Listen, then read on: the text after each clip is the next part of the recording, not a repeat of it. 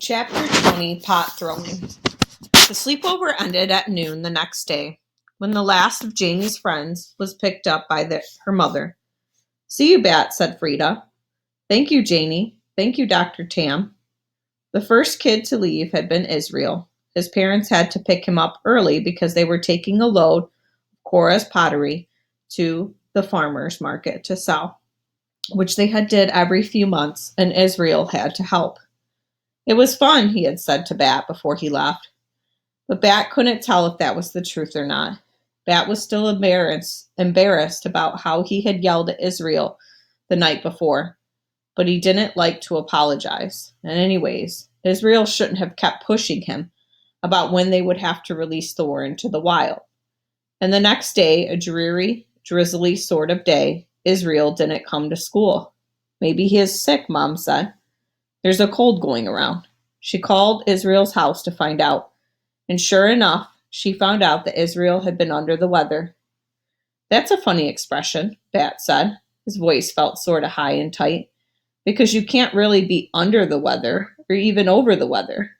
You can only be in the weather or out of the weather, don't you think? "I think," Mom said, resting one gentle hand on Bat's shoulder, "that maybe you're still upset about fighting with Israel this weekend. Do you want to talk about it?" "I want to know what the weather will be like for the rest of the week," Bat said, rolling up onto the balls of his feet. "You want to know whether the weather will be warm?" Mom said, squeezing Bat's shoulder. "Yes," said Bat, glad that Mom wasn't going to make him talk about Israel. Israel was back in school the next day, but he told Bat he didn't feel well enough to do anything together. When they got back to his house, he disappeared into his bedroom, leaving Bat in the kitchen with Tom. "I've got an idea," Tom said. "How about we get our hands dirty?" Bat was not a big fan of dirty hands, but he didn't feel like saying no to Tom. So he followed him out the back door, across the yard, under a sky dappled with gray clouds, and into Cora's shed. Cora was there, wrapping a vase in a thick swaddle of newspaper. "This one is on its way to Vermont," she told them. "I just sold it." "Great," said Tom. Then, "Want to introduce Bat to the joys of pot throwing?" For a minute, Bat imagined the three of them picking up pots from their shelves and throwing them against the wall, hearing them shatter in his imagination. Cora must have seen the concern on his face, because she quickly said, "Throwing a pot is just another way of saying making a pot on the wheel. It's fun, even if it's sort of sticky and slimy. Do you want to try?" Actually, Bat would have preferred to go home, or to go to Mom's vet clinic, or even to go back to Mr. Grayson's classroom. But he couldn't go any of those places. Not right now. He had to wait. So he sat down at the potter's wheel. "Okay," he said. "Outstanding," said Tom. "First the clay." "First the clay," Cora repeated, and she brought out a large plastic-wrapped cube of clay from under the counter. She peeled back the plastic and picked up a piece of wire with a wooden handle attached to each end. She held the wire against the cube and pulled it through, shaving off a layer of clay. She set it aside and rewrapped the cube in plastic. Then she held out the clay to Bat. "Squish it into a ball," she said. "Squeeze it hard to get out all of the air bubbles." Bat hesitated, but finally he held out his hand and let Cora place the clay into it. It was cool, almost cold, and damp. He folded it in his hands and squeezed, forming a rough ball. His hands turned a dusty gray that dried to white. He squeezed and squeezed. "Great," said Tom. "Now slam it down hard. Just throw it down right there on the wheel." Bat did. Thwack went the clay against the wheel, flattening out in a satisfying way. "Again," Cora said. So Bat picked up the clay and reformed it into a ball. After he threw it a second time, Tom took a turn throwing and shaping it, and then Cora pronounced it ready. "Okay," said Cora. "Throw it one more time, and this time try to aim right for the center of the wheel." Bat threw the clay. "Perfect," Cora said. "Now Tom will keep the wheel spinning, so you don't have to worry about that. I'll help you keep the clay wet. You just cuss your hands around the clay gently but firmly, like you're holding on to something precious, okay? I'll pretend I'm holding Thor, Bat said, my skunk kit. Great idea, Cora said. Ready? Bat nodded. He cupped his hands around the clay lump. Beside him, Tom stepped gently on the foot pedal, and the wheel began to spin. Cora took a cup of water and poured its slow, steady stream over Bat's hands onto the clay. Good, Cora said. Push the clay down and in, down and in. Don't worry if it squishes through your fingers. That's fine. Wet clay oozed out between each of Bat's fingers, and it was a gooey feeling, but not bad. Kind of interesting, actually. Bat watched the clay spinning in fast little circles. He watched the clay pushing out between his fingers. He felt almost hypnotized by the sensation of the slippery, wet clay in his hands. Spinning. The challenge of holding it just right in between his fingers and thumbs, not too loosely, or it'd wobble out of control. Not too tightly, or the emerging bowl would smush in on the side. But then he could feel the clay beginning to shift off center. It was falling to the side. He tried to push it back into the center of the wheel, but it seemed the harder he pushed, the worse it got. And then the clay wasn't a ball anymore. It was a weird floppy tube, and it was twisting and falling, and then he yelled, "It's breaking!" Flicks of clay splattered his face. Tom took the foot off the pedal, and the wheel slowed, and then stopped. "You did it," he said, grinning. "No, I didn't," Bat said. "I made a mess." "Mess is the beginning of art," Cora said. She was smiling too. "Do you want to try again?" "Yes," said Bat. "Yes, please."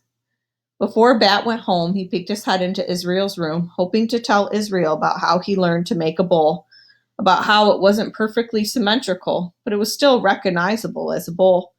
Now Cora had called it a creatively cattywampus.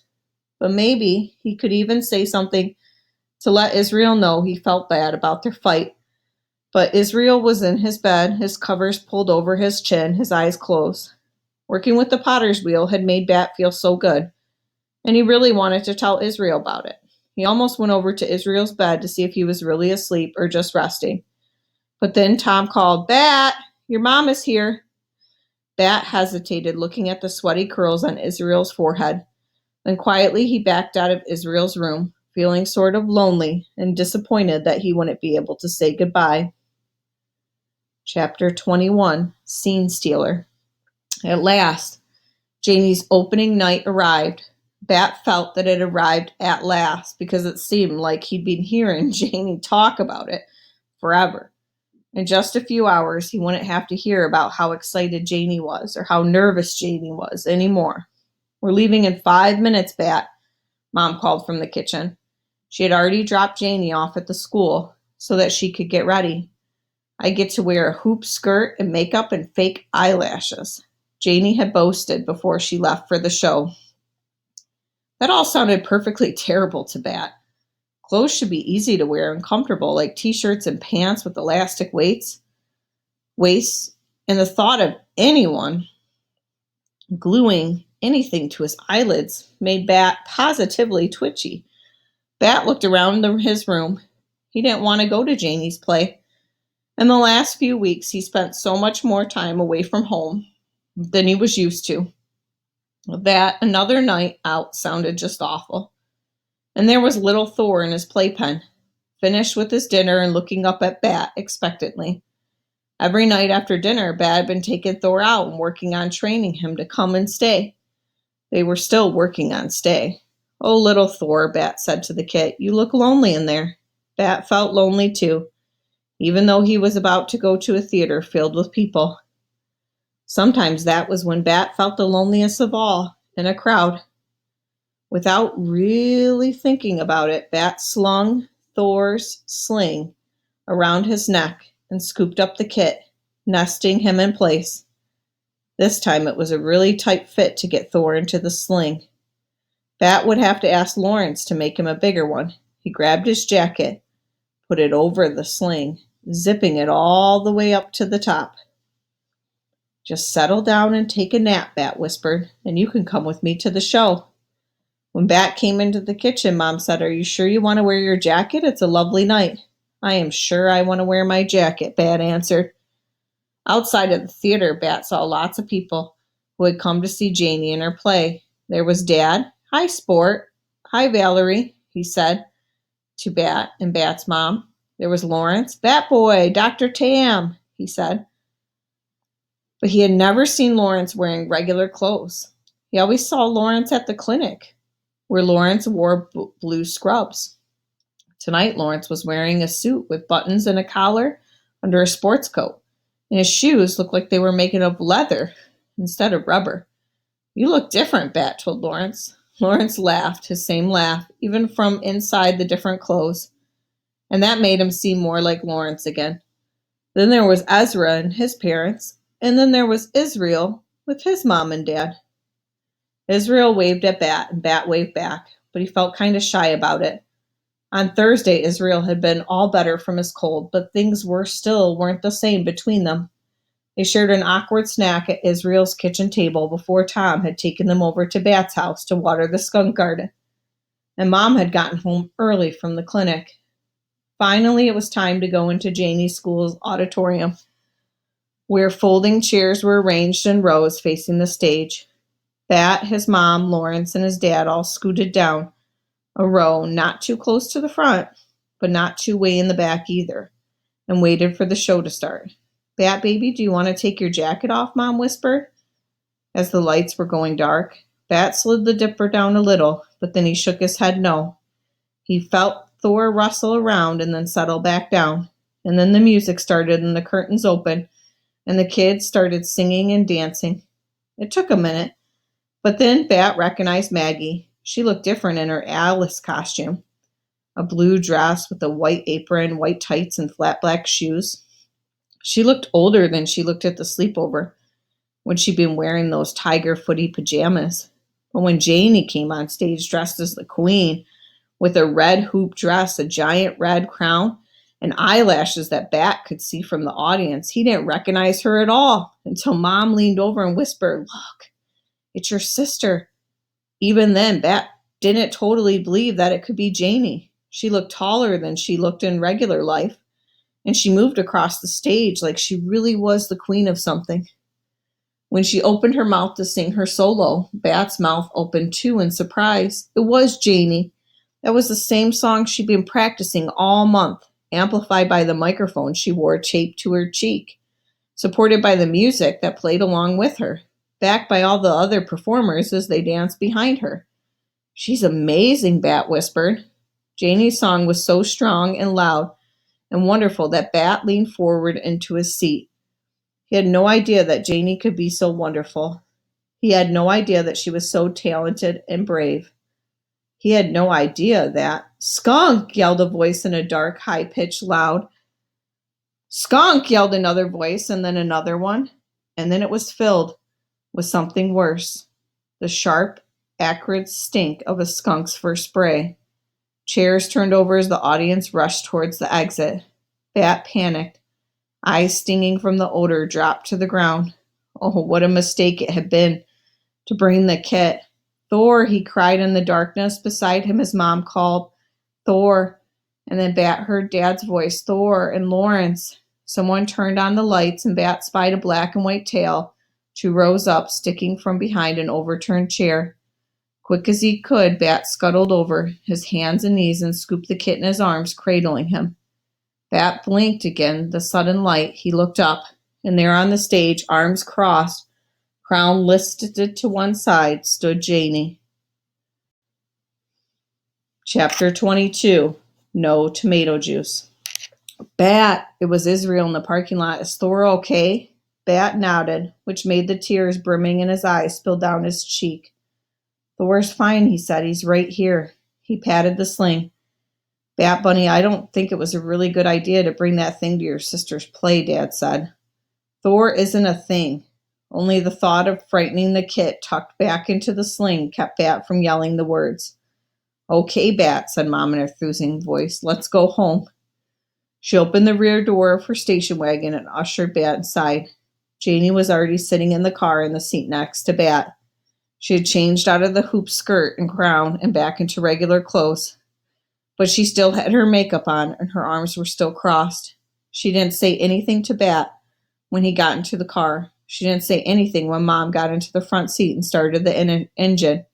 And she didn't say anything the whole ride home. Not one word about how Thor had sprayed in the middle of her solo, clearing out the auditorium.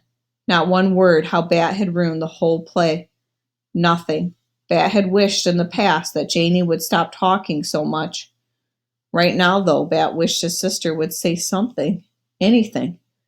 Keeping that skunk kit was the worst idea ever, Janie said when they got home before she got out of the car. I wish Mom had never brought him home. Anything, Bat thought, except that. Bat had a terrible night's sleep. It was particularly because he still smelled a little bit like skunk spray. Mom had washed his clothes and given him a mixture of hydrogen peroxide, baking soda, and dish soap to scrub with in the shower. And Bat had washed with it from head to toe, even though Thor hadn't sprayed directly on him. She'd also called everyone she could think of who was at the show and might have gotten sprayed to tell them about the recipe. It's the only thing that works, she said, over and over into the phone. No, tomato juice doesn't really work, she said. And again, Bat heard her say, I am so sorry this happened. So sorry. But it wasn't really the skunky smell that kept Bat from sleeping. At the breakfast table, it was obvious that Bat wasn't the only one who had a poor night's sleep. Janie's eyes were red-rimmed and puffy, and Mom, too, looked tired, yawning over the steaming mug of coffee. Janie refused to eat anything at all. I have no appetite, she insisted, even when Mom offered to make her chocolate chip pancakes. At least have a piece of fruit, Mom insisted. Half the school was there last night, Janie said to Bat. Everyone is going to be making jokes all day, probably for the rest of the year, about my performance stinking. Your performance didn't stink, Bat started to say. He wanted to tell Janie that her performance had been wonderful, that because she was so very wonderful, he'd forgotten to keep Thor tightly tucked in. Because she'd been so great, he'd practically forgotten that he was in a theater at all. But before he could say any of it, she shoved her chair back and stood up. I might as well go to school and get it over with, she said. She took an apple from the bowl on the table and grabbed her lunch bag. See you later, Mom, she said. She didn't say goodbye to Bat. She didn't even look at him. Janie and Bat didn't always get along. Bat knew that. Sometimes Janie thought he was annoying, and that she didn't always love taking care of him. Sometimes she got mad, and sometimes he got mad. But this felt different. This felt huge. Bat found that he didn't have much of an appetite either. So after he pushed his eggs around his plate for a while, Mom drove him to school. It turned out that everyone there had heard about what had happened at the play too. From the moment Bat got out of the car, questions followed him. Bat, did you really take your skunk to the play? Bat, is it true the whole auditorium had to be shut down for a whole week? Bat, can you really train a skunk to spray on purpose? Everybody calm down, Mr. Grayson said from the front of the class. Bat wished he could disappear. He wished he didn't have skin for people to look at or ears for people to talk into. Mr. Grayson must have assigned something for the class to do because all around the room, kids were rifling through their desks and flipping open books. Bat, Mr. Grayson said, kneeling beside Bat's desk. What can I do to help you? Bat shook his head. He didn't have any words. He shook his head more, and he shook it harder and harder, and he kept shaking it. Bat, said Mr. Grayson. But Bat shook his head, on, like the pendulum of a clock, back and forth, left, right, left, right, left, right. And Mr. Grayson stayed right there, kneeling next to Bat's desk, his hand on Bat's shoulder. Finally, Bat felt better. His throat felt normal again, and it didn't bother him so much that he had skin and ears. Mr. Grayson squeezed his shoulder one more time, then stood up. I think he said to Bat that Baby Cakes could use some cuddles. Are you the man for the job? There in her enclosure was Baby Cakes, ears flopping, nose twitching. Bat sat cross-legged and held one of the apple slices Mr. Grayson had given him. He had watched Mr. Grayson take the apple out of his own lunch sack, which he kept in his orange satchel next to his bag at the desk in the front of the room, and cut it up with a pocket knife. Baby Cakes hopped over to Bat and sniffled the apple slice before accepting it. Once she was happily chewing, Bat lifted her up and tucked her into the space between his crossed legs. Behind him, class went on. They were talking about a book that they'd been reading, about a girl with magical powers that allowed her to pause time and fix past mistakes, which at this moment sounded wonderful to Bat, even though he had read the book too, and knew that every time the girl fixed one mistake, 3 more popped in its place. Bat wondered if new, different mistakes would be better than this mistake he had made, taking Thor to the play, ruining Janie's big night, and not knowing how to be a better friend to Israel. Maybe not being his friend anymore at all. Do you want some company? Bat looked up. It was Israel. I have company, Bat said, petting baby cakes. Israel sighed. I know, he said. I meant human company. Oh, yes, said Bat. Yes, actually, I would like your company. This made Israel smile. He climbed into the enclosure and sat down next to Bat. He leaned over and scratched baby cakes between the ears, just the way she liked. They sat quietly together for a while. Then Bat said, all at once, Are you still mad at me? A little, said Israel. Not really. If you're still mad at me, Bat asked, even a little, then why are you here being my company? Because, said Israel, you're my best friend, right? Bat's eyes began to sting like little needle pricks. Yes, he said, but he looked down at baby Cake's fluffy Angora fur and her sideways ears, not up at Israel. Best friends need to stick together, Israel said. He reached over and pet baby Cakes, his fingers disappearing into her soft white fur. Then he said, Bat, I have an idea for how you can apologize to Janie. Chapter 24, Take 2. Apologizing was not something that Bat was very good at. Also was something he didn't have very much practice doing. Usually apologies didn't do anything, and that was the problem with them. An apology was just words, but especially hated it when people tried to force you to apologize for something, because nobody can make someone sorry, and no one believes an apology that is forced. Mr. Grayson didn't believe in making people apologize. I can't make you sorry, he was found as saying. Words are cheap. That's something else, he was found as saying. What we do is more important than what we say. That was another Mr. Grayson special, as he liked to call his favorite sayings. And Bat agreed with Mr. Grayson. Doing something meant more than saying something. So if Bat was going to apologize to Janie, it was going to be an active apology. Luckily for Bat, he had a friend who was very good at doing things, better than Bat was. Bat admitted to himself. Bat liked to be good at things. He liked to be an expert. And to be an expert, you have to learn from experts. When Bat wanted to learn more about the care and feeding of a skunk, he had gone straight to a world skunk expert, Dr. Jerry Dragoo. I'm an expert at apologizing, Israel assured him, because I'm an expert at making mistakes. This weekend was an every other weekend, so Dad had picked up Bat after school. Normally, they would have picked up Janie next. But Dad told Bat that Janie would be spending the afternoon with one of her friends. The first thing Bat asked Dad before he even got into Dad's little car, Can you take me over to Israel's house after breakfast tomorrow? He and I have a project we need to work on. A school project, Dad asked. No, said Bat, a secret project. On Sunday evening at 5 o'clock, everything was ready. Bat and Israel had set up 2 rows of chairs in Israel's backyard. Israel's mom had lined the walkway with clay bowls, each filled with water, topped with a floating candle. The night before, Dad had helped Bat find the phone numbers for Frida, Karina, Maggie, and Bat had called them all. I know I messed up your play, he told each of them, and I want to make it up to Janie.